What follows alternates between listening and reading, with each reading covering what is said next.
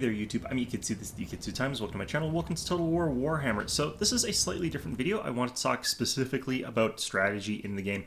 So we're playing as the Empire in this match. We're playing against an opponent that I actually know from something awful, Olive Branch. So yeah, what we're doing here is talking about how to use advantages and how to recognize how to properly engage an enemy using that advantage. So in this particular case, I'm playing as the Empire. I've got 4 units of great swords. Empire General on the Griffin, 4 units of crossbowmen, 5 units of spearmen, 1 cannon, 2 units of Empire Knights, and that's going to be the whole thing. My opponent's got a unit of Forest Goblin Spider Riders, archers, the archer variety. He's got 3 units of Orc Boar Biggins, a very, very good unit. He's got 3 units of Orc Biggins, sort of spread out throughout different places in his army. He's got 2 units of Black Orcs. He's got 2 units of Orc Arrow Boys.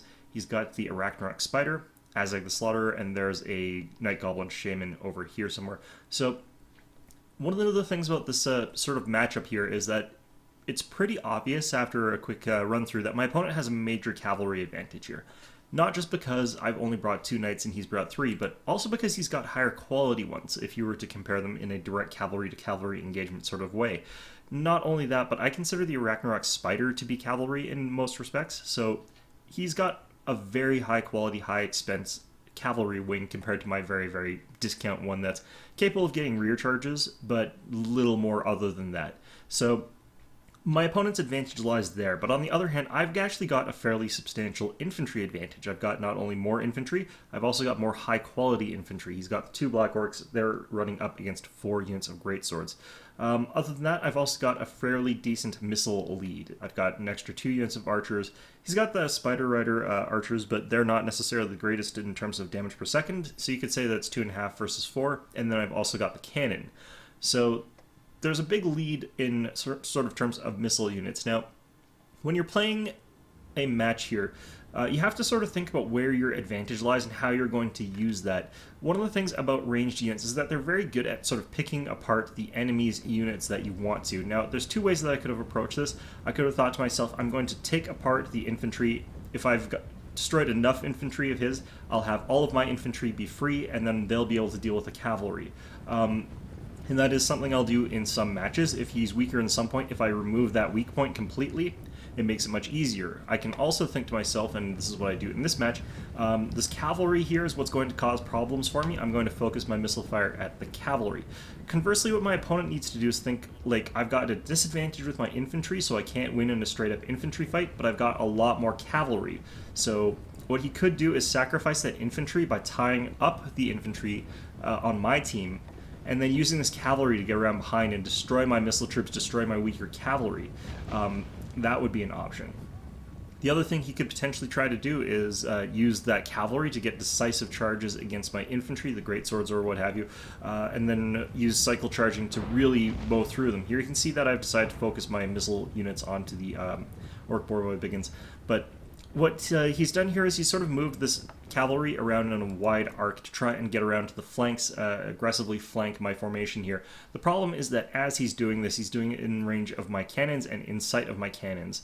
If I was going to do that particular type of flanking, I would be moving the cavalry on the other side of the sort of ridge here because it would avoid getting them shot. The other alternative is using these infantry here, pushing them up forward so aggressively that if I were to spend time firing at these Orc Boar Biggins, his infantry could get in completely unmolested, and then the cavalry could sort of move in quickly, because most likely I'll have used my cannons to engage his infantry to some degree. Or, you know, there's a couple of different things. Most likely I'd be firing at that Arachnarok Spider, but in this particular case, since he's out in the open with this cavalry, he's taking free hits.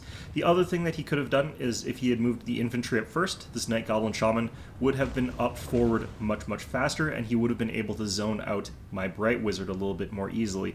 You're going to see him fire off a Vindictive Glare at my Bright Wizard to try and scare him off, and it does, even though it hits the crest of this hill for most of it and only nicks my Bright Wizard. It's still enough to force me to sort of reconsider my positioning. So if he had moved up that infantry faster, I wouldn't have been able to fire off so many fireballs. I think this is like fireball number 6 or something like that. And my Bright Wizard, I think, has accumulated like 40 kills almost. Yeah, he's got 36 right now. And that kill count is actually quite substantial. Here you can see that Vindictive Glare coming in, skims across the ground, hits my Bright Wizard, but that's enough to force me to move him back. I don't want to lose him to a lucky overcast Vindictive Glare that just runs up and rocks his world or something like that, because that is possible. I give him a parting shot, chuck a fireball behind me, and then keep running. Not going to do a whole ton of damage to these Black Orcs there, but it does a little bit to damage those Orc Arrow Boys, but they don't have to actually lose any members. At this point in time, I've got a fairly defensive position, and that's because I've got the ranged advantage, and I've got a bit of a terrain advantage as well. I've got a good hill position here. I'm not camping the ridgeline of the hill. I do think that it's a little bit rude to do that, but I'm going to try and charge at the last second to get it there at the right time. He's coming around the flank with these severely depleted Orc Warboy Biggin units, and at this point in time, he really doesn't have as much of an advantage as he had before. In terms of cavalry, I've now got roughly equal strength to him, other than the Arachnarok Spider, which you'll see doing a fairly good job of things. Still, we're firing away with our bows here. He's dropping a Curse of the Bad Moon. I think he thought I was going to be playing defensive, so staying up on that spot there. I mistimed my charge, though. I should have been able to get him as he was cresting that hill, but I think I wanted to fire a few more arrows there. Still, doing really quite good damage across the board here on these charges. He's countercharging with the Arachnarok, though, and that's going to easily start chewing through those great swords. And the Curse of the Bad Moon actually does end up walking into the back of my unit, which helps him a ton, actually, because it doesn't even really get his unit there. So I think I've got the debuff, and I don't think he does, so that works out really, really well for him. Over on this flank, I've thrown out another fireball. He's taken a little bit more damage there. And we're just starting to pepper the Arachnarok Spider with bowfire. I mean, it's very, very little damage since it's heavily armored, but it's better than nothing. We're bringing our knights down to charge these guys. I just want to blunt like charge, catch them so that I can get my spearmen into that fight, in which case we'll be able to win. I can afford to use spearmen to try and capture his knights because I outnumber him in infantry, but we're starting to lose our infantry a little bit here. Our cannon is still firing at this Arachnarok Spider. And you can see that it takes a lot of cannonball shots to take out an Arachnarok Spider. We've barely chipped its health. So we need to keep working on that. We've broken through the front line of their infantry in a couple of places, however. Our general is getting out of here. He's managed to cause some good hits, getting Feta Bajuna, which is fine. We're going to use it to crack through the cavalry. Our opponent's cavalry was sort of coming in here, but gets cleanly charged by my Empire Knights. They were trying to come in to help that Arachnarok Spider. The Arachnarok Spider has instead run off and started heading over towards the flank over here. That Greatsword unit fighting Azag is getting a little bit killed, and now that the Arachnarok is joining in, they're going to get extra killed. This unit of Greatswords just got overwhelmed because it was Black Orcs and Orc Biggins committed to that one fight. I still have lots of spears, however, uncommitted, and since my opponent's Black Orcs are pretty close to out of the fight, I'm at a pretty sturdy melee advantage, even though the Savage Orc, or the Orc Biggins rather, are still better units than mine. They're not better by enough that they can take out these kinds of numbers. Over here, we've got cavalry still. We've got these spearmen running around, sort of moving towards the flanks, and the Empire Knights are going to be able to start getting into these Orc Arrow Boys. And at this point in time, let's take a quick pause here, snapshot of things. At this point in time, my opponent has basically lost his cavalry advantage. I now have the cavalry advantage. He's got the Arachnarok Spider, sure, but it's at less than half health. He's basically got a half health Arachnarok Spider. You can say it's worth about 1,100, whereas I've got a full unit of Empire Knights. I've got the Flying General, which is basically a little bit like cavalry, but you don't want to use them as such. And I've got a basically half health Empire Knights unit. So my cavalry outvalues his in a pretty significant way. I still have more value in my infantry, and I can still beat him in a missile fight. But I don't really want to get too complacent here necessarily, because he's got some pretty scary stuff, though. But you can see what I was targeting. His infantry, mashed against my infantry, and both of our infantry basically annihilated one another. It's just that I had more of it, so whatever, once our infantry canceled each other out, I still had more remaining. That's basically what happened here. I committed the 4, he committed his 5. I've still got my 5 extra spearmen. I've still got most of my bows, I've got still my cannons, and I've still got my cavalry. The reason that I've still got my cavalry is because I used all those missiles to focus fire down that cavalry and make sure that he could not win a cavalry fight decisively. Now, at this point in time, I'm sort of charging in with my Empire Knights, trying to get into these Orc Arrow Boys, I believe, although I might veer them off in some stupid direction, who knows. Nope, here we go. Good charge into those Orc Arrow Boys. So when you've got a cavalry advantage, what you want to use them for is taking out those units that they're vulnerable to.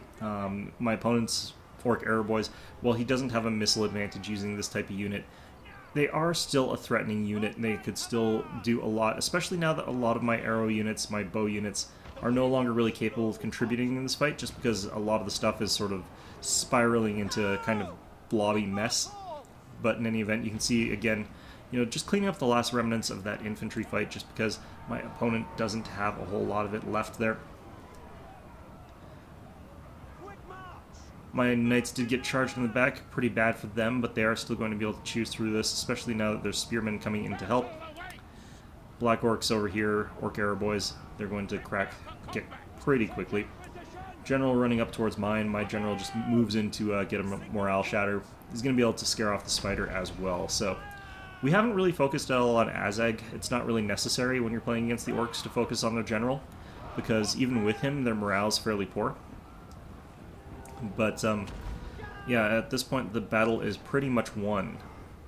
We've managed to hold on to a lot of our units. We've managed to sort of defeat, in particular, like, you can really tell what I was focusing on in this fight, and I think it's important to have that sense of focus, because we took out his cavalry very, very early on in the match without them having accomplished very much here. And we can look at the kill rosters here. Yeah, the Arachnarok Spider got 66 kills, but he's got 0, 11, and 12 on his cavalry units compared to 38 and 26. Our crossbowmen actually ended up firing a lot at the Forest Goblin Spider Rider archers, as well as against the Arachnarok Spider, so that's why they've got relatively low kills, but they still did fairly good damage. Our greatswords did comparably to his infantry. That's the important thing there, though that unit of Biggins did a really good job there. His archers actually got a fair number of kills, but that's because they're aiming at my softer targets. Wizards got a huge number of kills. I was, again, focusing on those cavalry there.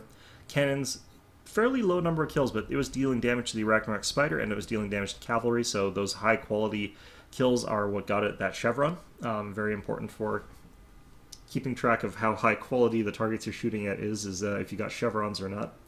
But yeah, what my opponent could have done in this case is he could have tied up my infantry, and then he could have got around to defeating my archers and cannon. If he had managed to do that, then I would have been forced to try and win solely with the infantry, which would have been difficult. It would have been a little bit rocky for my opponent still to get into a position where he could tie up my infantry, because I've got more of it, but it's still actually possible with the lineup that he has got there, because I needed to commit a lot of troops to tying up the Arachnarok Spider, at least 2 spearmen. It would have made it possible for him to slip through the cracks and get at some of my shooting units. It would have been probably a little bit better maybe if he dropped one of the Orc Boar Boy Biggins for 3 units of Wolf Riders. That would have made it much, much harder for me to spread my army around so that I could cover all of my missile units. And at a certain point in time, you have to realize that you're not going to worry about covering those missile units, because they're no longer going to be contributing once everything's in melee. So once his entire army's in melee combat, they kind of peter out in usefulness, and that's another way to counter them. The way that he could have countered my infantry blob, on the other hand, he really needed to sort of get those infantry through the greatswords, and then once he was through them, into the spearmen, and then have enough cavalry still to rear charge those spearmen. And if he had managed to do that, I would have been in a lot of trouble. So anyway, that is how that battle went. I think that's going to be just a very sort of standard way of thinking about how to counter an opponent with that sort of asymmetry. You can get the sort of opposite situation in a lot of matches as well, where the Empire player has got a couple of demigriffs with halberds or something like that. The Orc opponent only has like a few Wolf Riders or something like that, so they're at a definite cavalry disadvantage. The Empire's got like a missile spam or a melee spam of like greatswords or what have you, but the Orc player is taking all infantry and error boys or something like that. Like, that happens as well. So the opposite can happen, and you have to think about it in the same way. Orcs would have to think about ways to take out those demigriff knights. Usually things like Fate of Bajuna are very effective, whereas the Empire would have to think about keeping their cavalry advantage alive long enough to make a decisive impact on the larger amount of Orc infantry, and so on and so forth for every other faction matchup as well. So anyway, I hope you found this video enjoyable, and of course, as always, I hope to see you all next time.